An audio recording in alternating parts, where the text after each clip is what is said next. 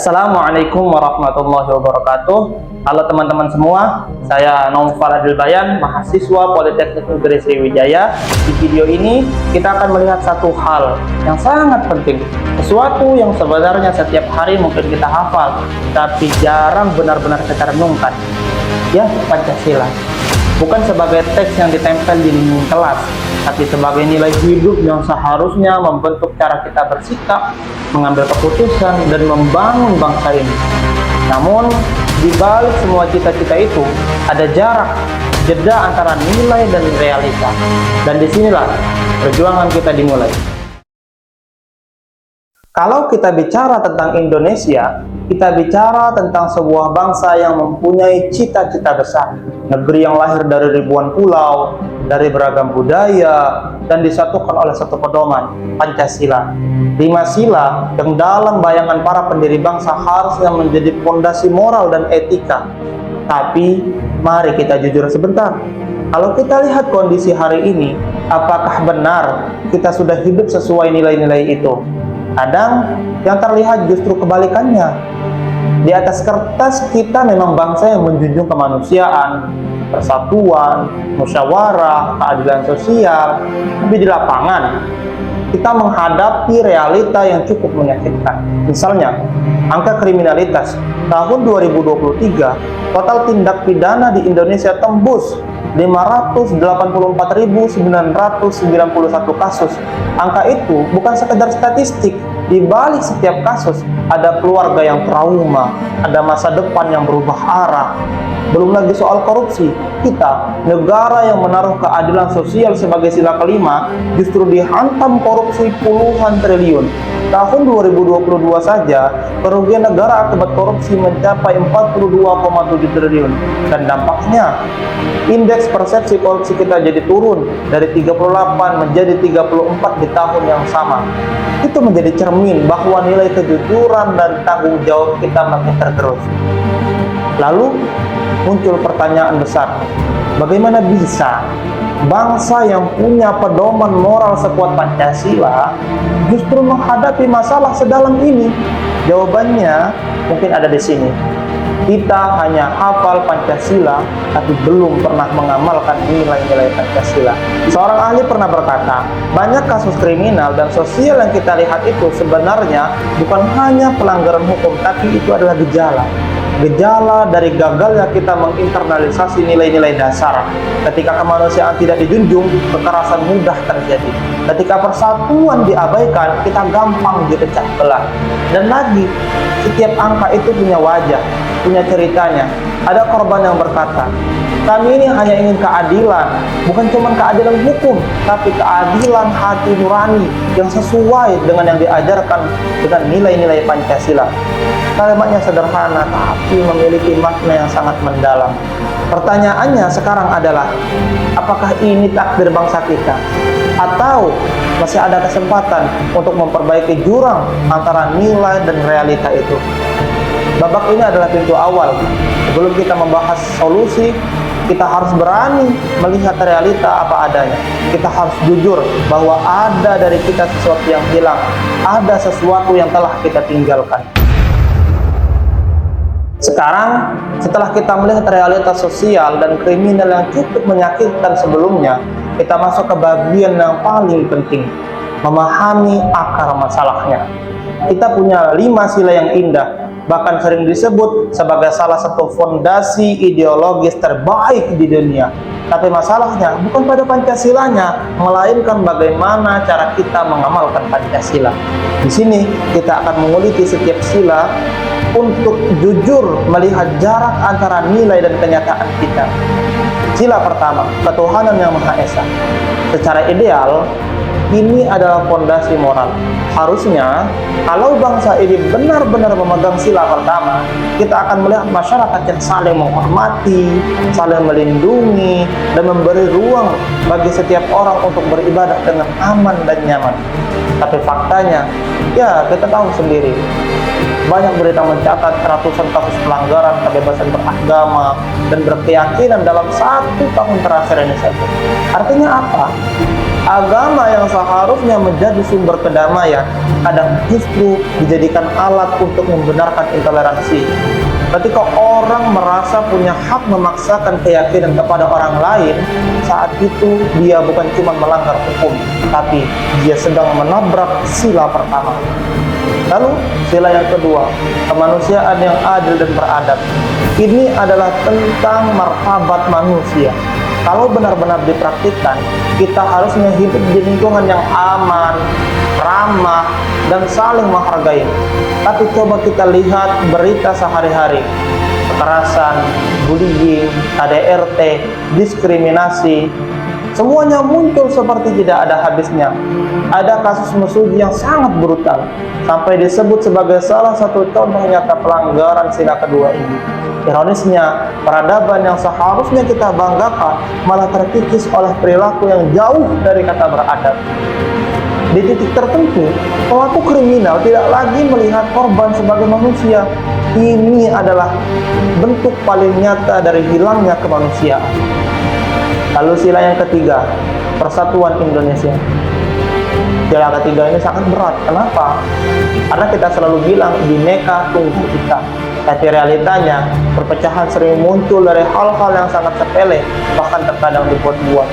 Isu politik identitas, konflik antar suku, bahkan gesekan antar kelompok kecil pun bisa membesar. Contohnya di daerah perbatasan. Konflik yang berujung kekerasan berkali-kali menunjukkan betapa rapuhnya rasa persatuan kita kalau itu tidak dijaga.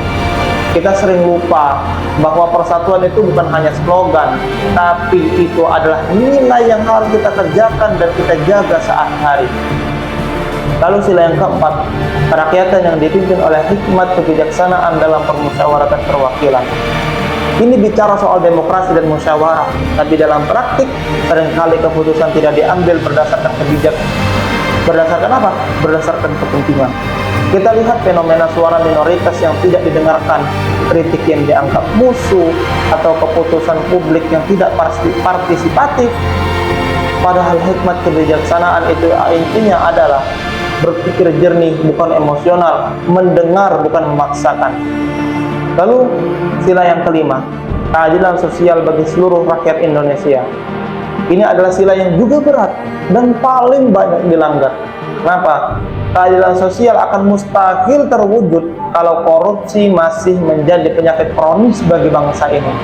Kerugian negara puluhan triliun setiap tahun bukan sekedar angka, tapi itu adalah sekolah yang tidak jadi dibangun, pasien yang tidak terobati, jalan yang tidak diperbaiki, dan masa depan anak-anak bangsa yang dirampas.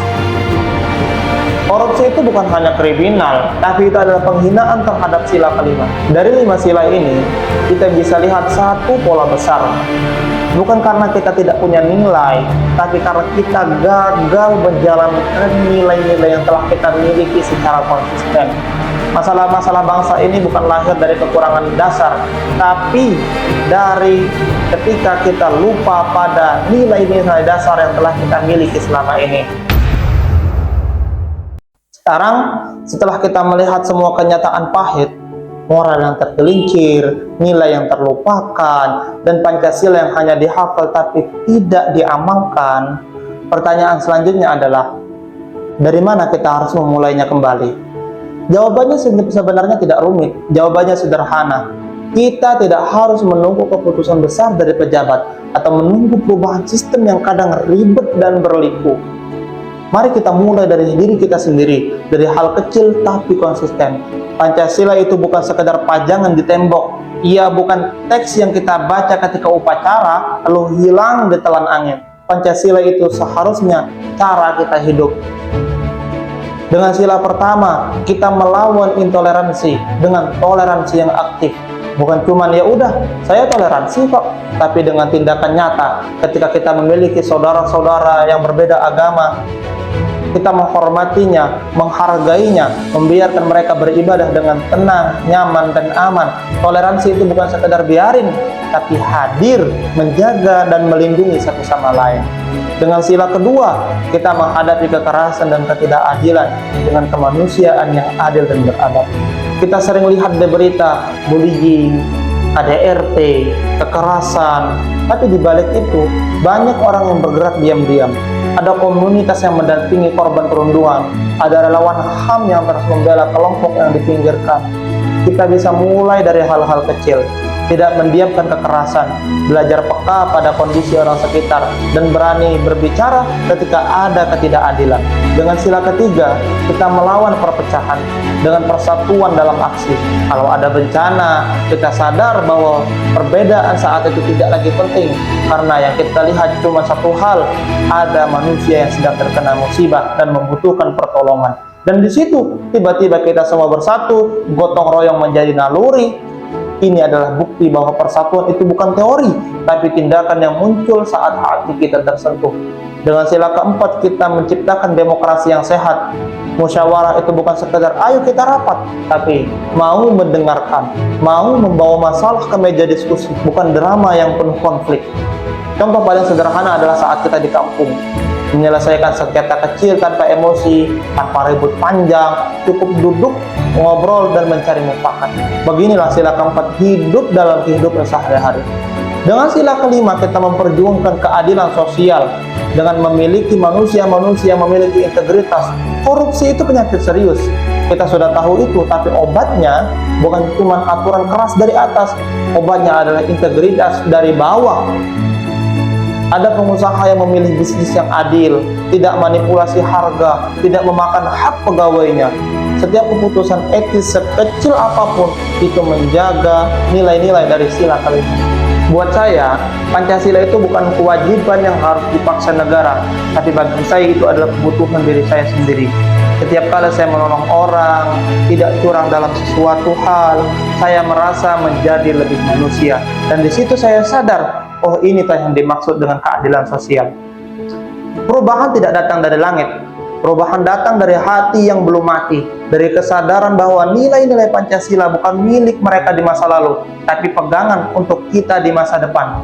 Kita semua, guru, orang tua, mahasiswa, pemimpin, bahkan penonton video ini, punya bagian untuk menjembatani jarak antara nilai dan realita. Mulai dari diri sendiri, mulai dari sekarang, mulai dari tindakan kecil yang mungkin tidak akan viral, tidak akan membuat kita terkenal, tapi besar dampaknya bagi bangsa ini. Karena bangsa ini tidak akan runtuh karena kejahatan, tapi bangsa ini akan berhenti ketika kita berhenti memperjuangkan nilai-nilai kebaikan. Jadi, mari kita hidupkan Pancasila dari hati kita, dari cara kita berpikir, dan di setiap tindakan sederhana yang kita lakukan. Terima kasih sudah menonton sampai akhir. Semoga apa yang kita bahas hari ini bukan hanya lewat di kepala, tapi benar-benar tinggal di dalam hati. Karena perubahan itu tidak harus dari hal besar, cukup dimulai dari diri sendiri. Sampai jumpa di video selanjutnya. Saya Naufal Adil Bayan, mohon pamit. Assalamualaikum warahmatullahi wabarakatuh.